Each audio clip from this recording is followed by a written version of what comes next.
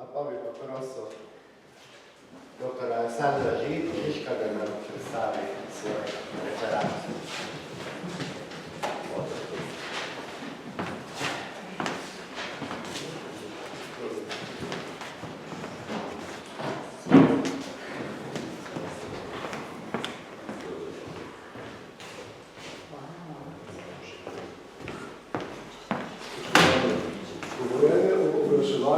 V času cehov je nekako podobno govorjenje o morali v zgodnje kapitalistični družbi, predvsej težavno.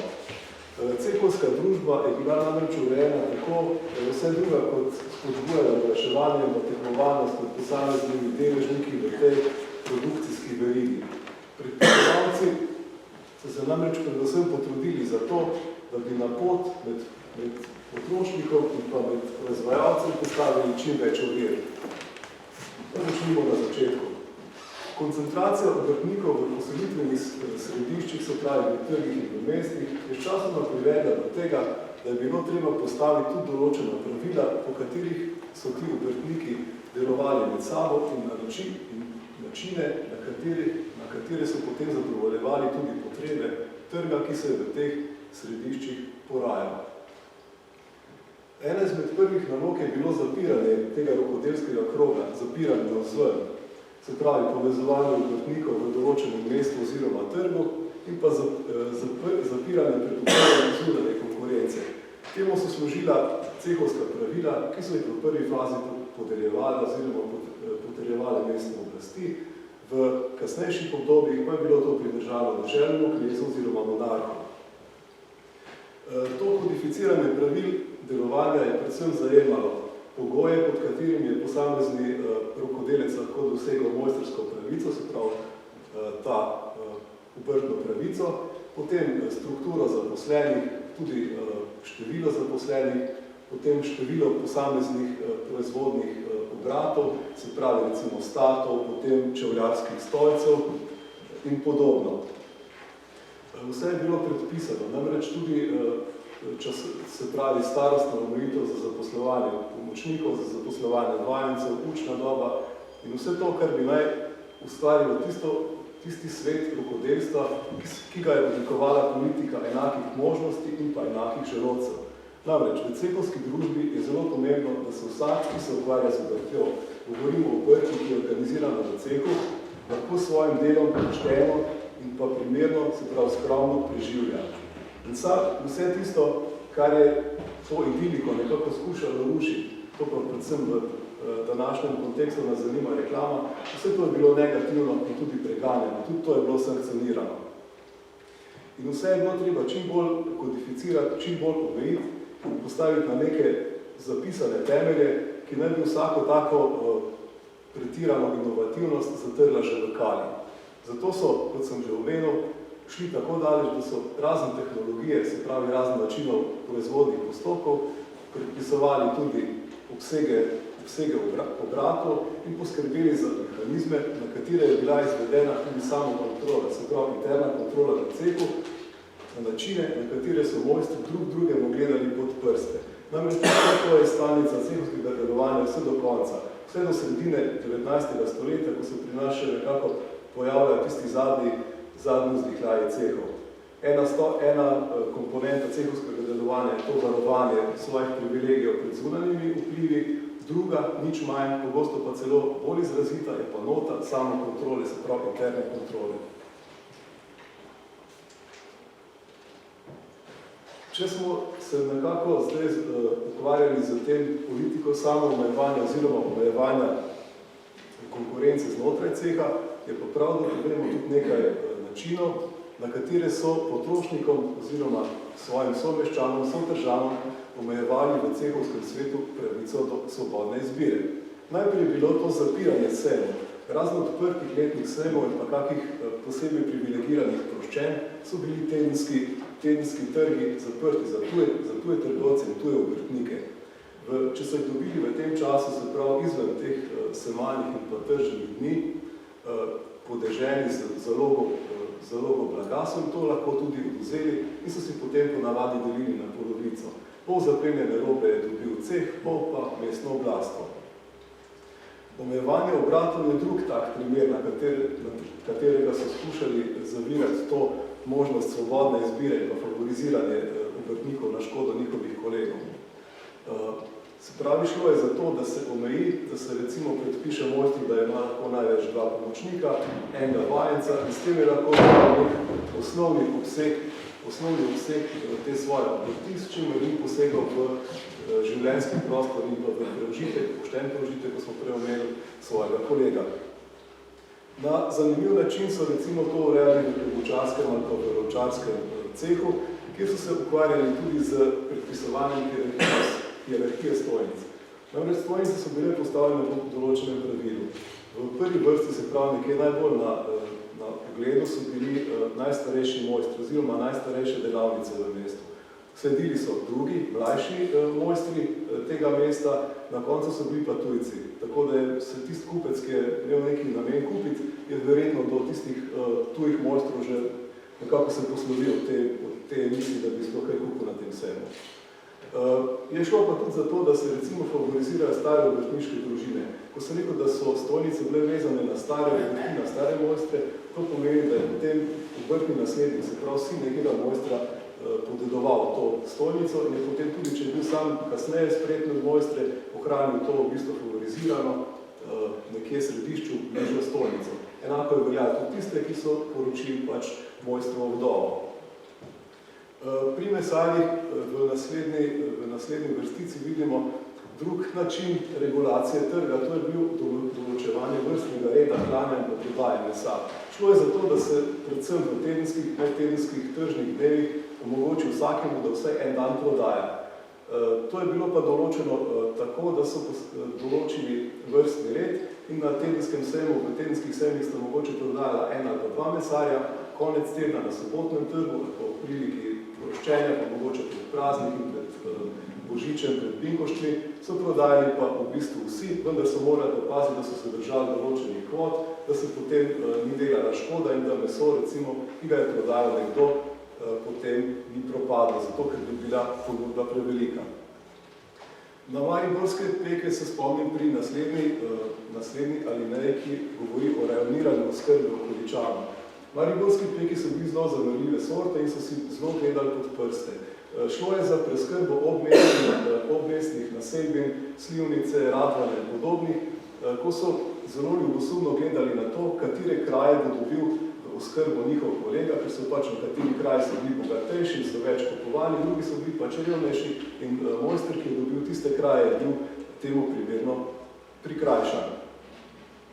No, predpisovanje izdelkov sicer srečamo v cehovskih redih precej redkeje, vendar je prihajalo tudi do tega, tako da si nekdo ni mogel recimo izmisliti, v kakšni dimenziji bo dal tkati neko svoje blago, ampak so bili pač določene mere, na katere so tkalci lahko tkali, manjše ali večje širine pa niso smeli. To je bilo pa recimo omejeno v tem cehovskem redu.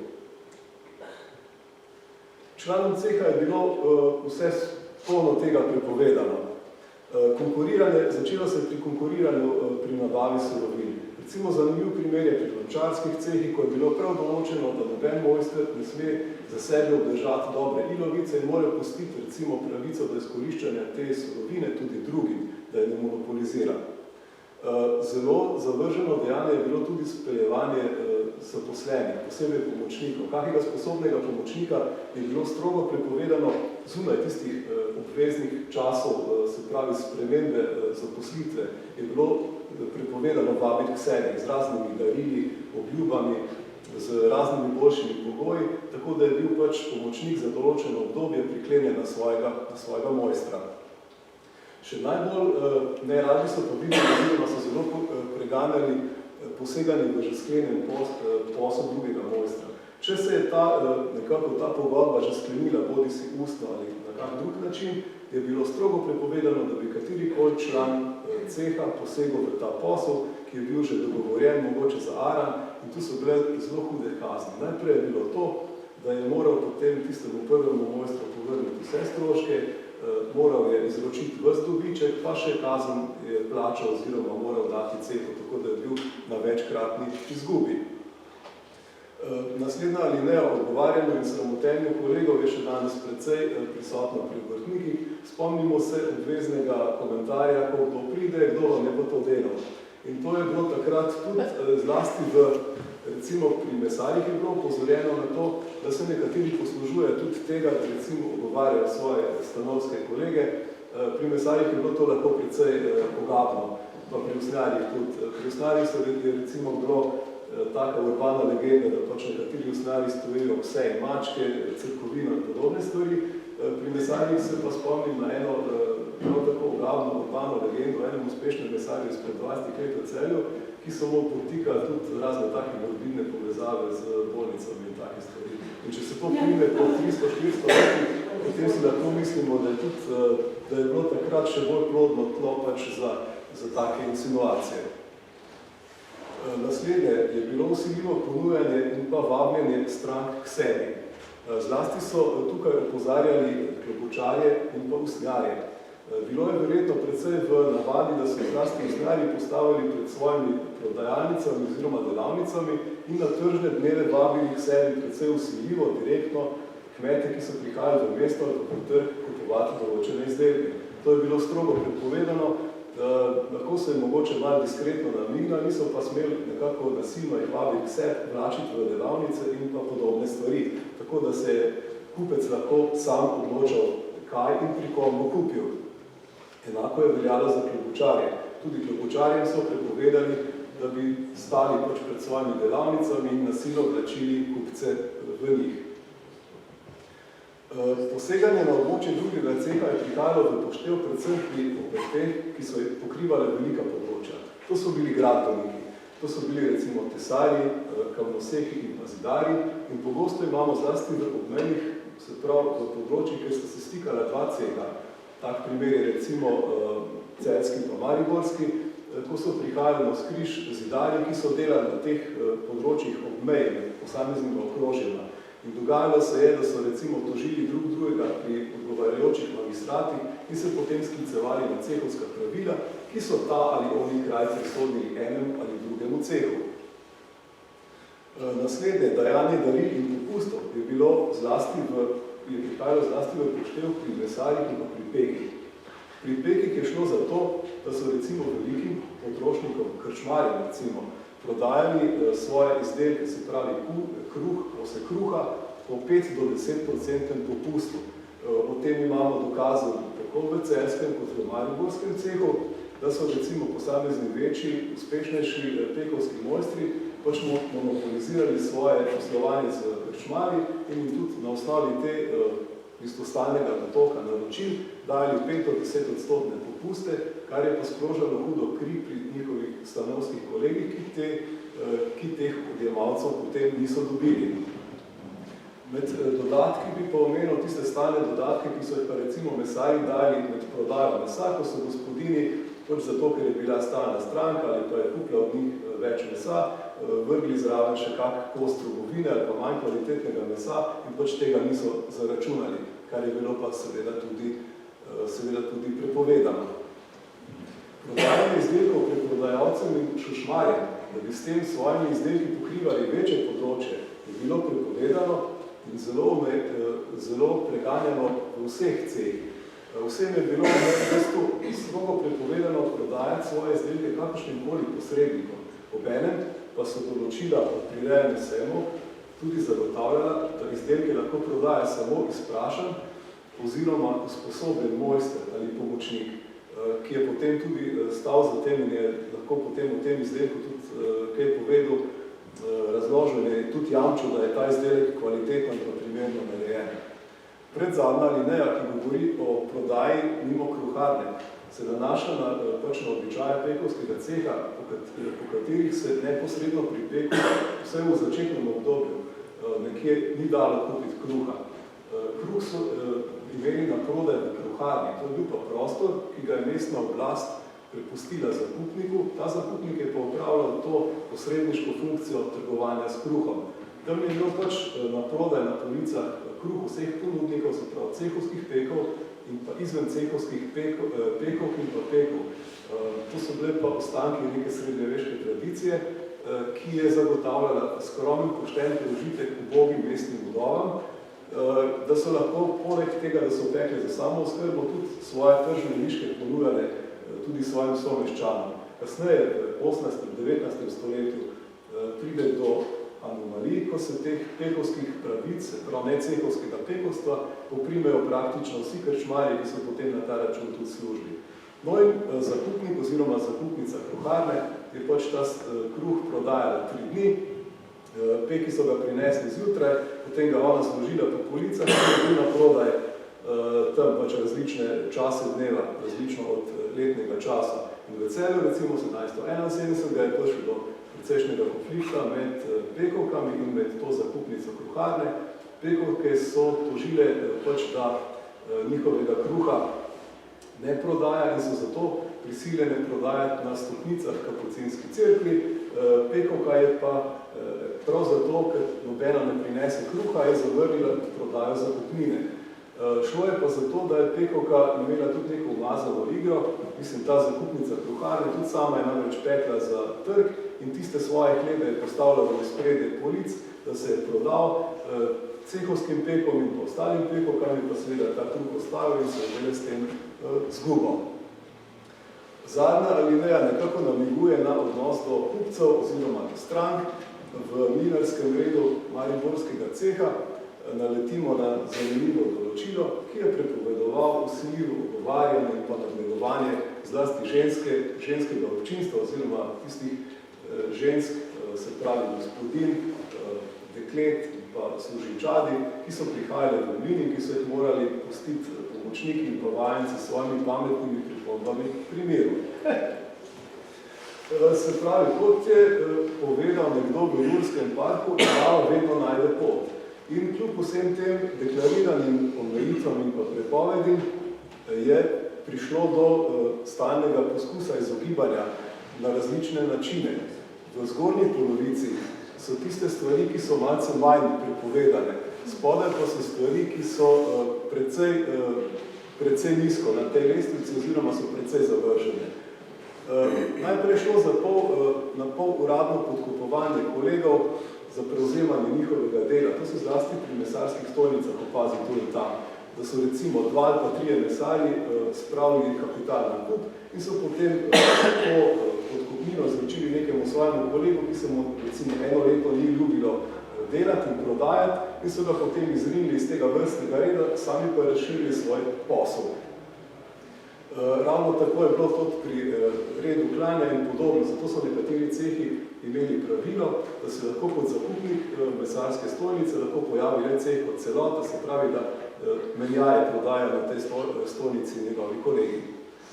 Potem je bil zakup dodatnih zmogljivosti, se pravi, to je lahko šlo tudi preko sorodstva in podobno. Gradbeniki so zaposlovali dodatne delavce, polirje, in s tem so recimo na mesto enega gradbišča lahko upravljali 2 ali pa 3, pač toliko, kolikor polirjev je zaposlil. Kajti polir je bil v vsem podoben mojstru, razen pač v sprejemanju dela in v samem dogovarjanju pa dogovarjanju za ceno. Posle je vodil pa lahko sam tudi z tega tehničnega stališča. Širitev dejavnosti na okolico mest smo pa pri prejšnji sliki že omenili. Darila in dodatki so bili vse posod zelo močno prepovedani in to preganjani. To se še ohranilo danes in kljub zagroženim kazni, ki so bile kar znatne, tega niso mogli do konca zatreti nikoli. Res pa je tudi, da v arhivskem gradivu, ki sem ga pregledal, ni nekega dokaza o tem, da bi komu zaradi tega celo vzeli obrtno pravico. V popustu za večje naročnike smo prav tako že nekaj povedali, bi pa omenil še postavljanje cen glede na naročnika.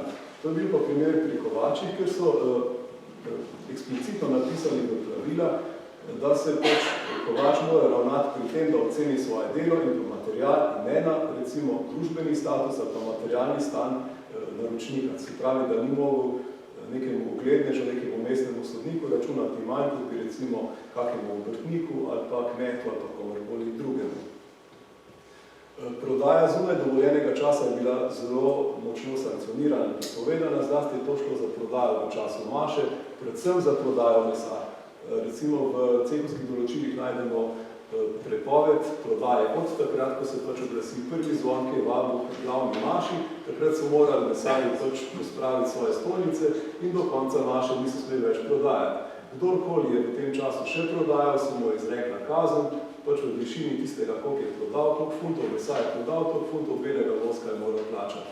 Nekje so imeli pa celo določeno tudi pavšalno kazen in za prodajo med mašo pač plačajo 4 funte belega voska za cerkveno svečavo.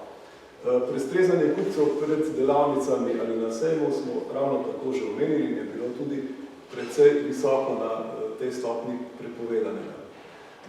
Kazni, s katerimi so skušali te prekrške omejevati, so bili nekje iz glavnih skupin, šlo je za plačilo voska, ki je služil za te cerkvene namene, se pravi za svečavo ali pa za nakupe raznih svetil, posebej za kakšne mrtvaške odre in podobno.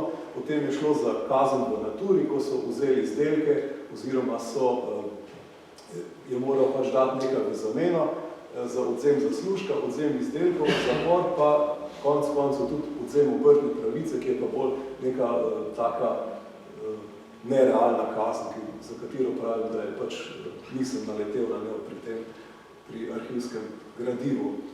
No, tale stopnjevanje je zanimivo. Najcenejše je bilo recimo v ptujskem sodarskem cehu speljevanje pomočnika, potem je sledilo speljevanje nakupa surovine, lesa, ki je stalo 5 funtov voska. Najhuje, da se spet vrnemo na tisto prvo sliko, je bilo pa speljevanje oziroma poseganje v že sklenjen posel med sodarjem in naročnikom. Kazen v naturi je bila recimo v mesarskem cehu zelo pogosto izrečena, ko je moral pač mesar za kršitev vrstnega reda klanja in prodaje izročiti recimo govejo kožo ali pa neko manjšo žival v celoti. Odzemu zaslužka smo ravnokar govorili, odzem izdelkov je bil pridržan zlasti za šušmarske prodajalce, za kramarje in vse tiste, ki po cehovskih pravilih niso smeli prodajati vrtnih izdelkov. Zapor je bil zagrožen ob primeru ponarejanja uteži, konkretno za mariborski mesarski ceh je veljalo, da se ob zgoljufanem enem lotu pač izreče kazen v plačilu voska in pa tudi 3-dnevni zapor, tako za mojstra kot za pomočnika. Je bila pa neka razlika, mojstra so zaprli v stolp, pomočnika pa v ječo. To je to o oglaševanju in poteh med kupci in pa proizvajalci v cehovskem obdobju. Veliko ni bilo zapovedati, je pa res, da je narava kljub vsemu našla pot in je nekako poskušala preseči te omejitve in pa ovire, ki je zakonodaja postavljala na